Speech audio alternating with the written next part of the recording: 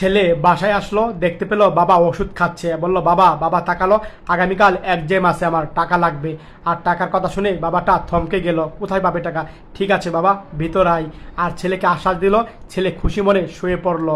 আর এক পর্যায়ে বাবা তখন ছেলের কাছে যাচ্ছে, আর ছেলেকে গিয়ে ডাক দিল, বাবা তুই থাক, রেস্ট কর, আমি টাকার ব্যবস্থা করছি। ঠিক আছে, এই কথা বলল বাবা, মন খারাপ করে চলে গেল। ছেলেটা বসেই রইল। এক পর্যায়ে পরের দিন ছেলেটা এক্সাম দিয়ে আসলো, আর বললো, কিরে এক্সাম কেমন হয়েছে? বন্ধু বললো, আরে খুব ভালো হয়েছে এক্সাম। এই কথা বলতে বলতে আরেকটা বন্ধুর সাথে দেখা, আরে তুই এক্সাম দিয়ে আসিস? হ্যাঁ এক্সাম দিয়ে আসি। আর বললো, তোর বাবার টাকা কোথা থেকে পেয়েছি তুই জানিস? এভাবে কথা বলছিল। আর তখন ছেলেটা অবাক চোখে তাকিয়ে রইল। আর তখন কিভাবে পেয়েছে বলতো আমাকে?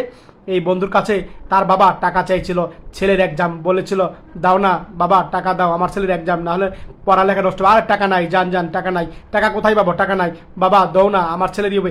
আরে নাই তো চাচা, যান যান। আর তখন পা ধরে ফেলেছে। আর বললো, বাবা তুমি টাকা না দিলে আমার ছেলে লেখাপড়া হবে না। আরে কি করছেন চাচা আপনি? আরে উঠেন না চাচা, টাকা তো নাই। এভাবে কথা বলছিল। এক পর্যায়ে তখন মায়া হয়ে গেল, টাকা দিয়ে দিচ্ছিল।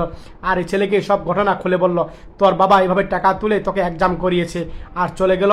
আর তখন ছেলেটা মন খারাপ করলো। বাসায় গেল, দেখতে পেলো বাবা ঘুমিয়ে গিয়েছে। ছেলেটা আস্তে আস্তে করে বাবার পায়ে হাত দিল। এক পর্যায়ে বাবার পায়ে হাত দিয়ে ছেলেটা চোখের পানি ফেললো। আর কল্পনা দেখলো কিভাবে পা ধরেছিল।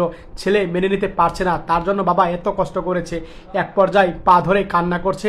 আর চোখের সামনে শুধু ভাবছে বাবার সেই দৃশ্যটা, কিভাবে বাবা পা ধরে তার কাছে টাকা নিয়েছিল। সত্যি বাবার ছেলের ভালোবাসা এমনই হয়।